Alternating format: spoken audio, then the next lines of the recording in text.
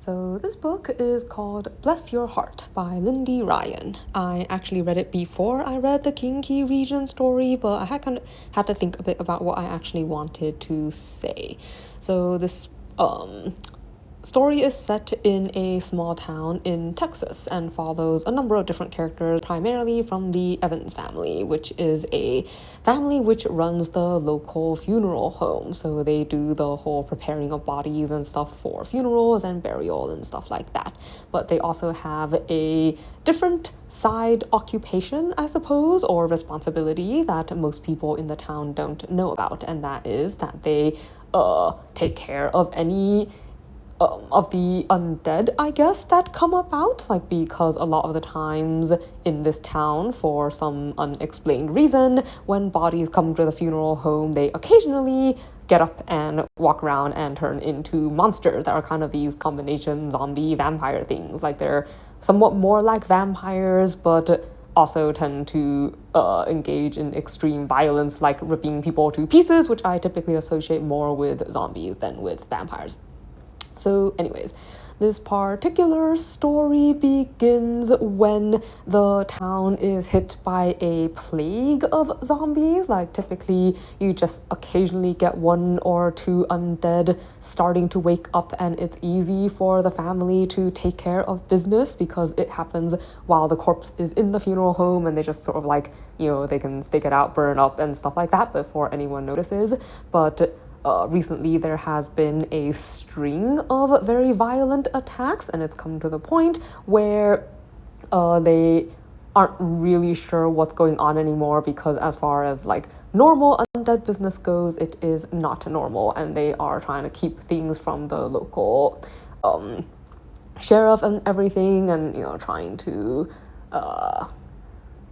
also educate the newest member of their undead fighting group. Like, you have 4 different generations of the woman in this family in the town right now, and the youngest one is still in school, and she's the only one who's unaware of what their family does. Only now she is going to have to learn. Like, she's kind of hit that point in her life where it's an education that she needs to get, but they're not really sure how to broach the subject because her history, as well as like her mother's history with the undead, is a lot more complicated than with other people.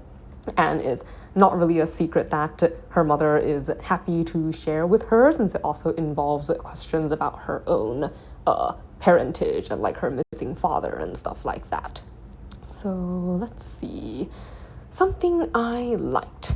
I kind of enjoyed the fairly large cast of characters this one had, like, because each of the Evans women are at like a different, from a different generation, and then you have like the law enforcement characters it follows and stuff like that. Like, it does have a lot of colorful characters. Like, I especially like the great grandmother. Like, she's one of those really feisty, really maybe a little sarcastic, but like, really energetic kind of old woman, and a lot of her parts were extremely funny to me.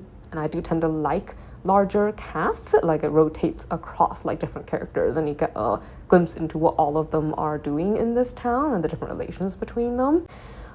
Something I did not like. I felt like there were a lot of holes in the story, I guess, or little things that I didn't really understand. Like, one of the big ones is, for instance, it says that this family has been dealing with the undead for many generations now, but they don't behave like people who have that kind of knowledge. Like, throughout the story, like, they spend time saying, oh, they need to figure out what to do about this sudden plague of undead, but then it takes forever for them to actually take any real action. Like, they typically sit in their funeral home and wait for the undead to come to them. Like, but this isn't the first time they've had issues. It was weird to me that they never really stopped to think about, okay, so where are these undead creatures hiding during the day? Like, where are they coming from? Like, they have to be somewhere, like, while they're not attacking people. Like, they don't really take any actual steps to try to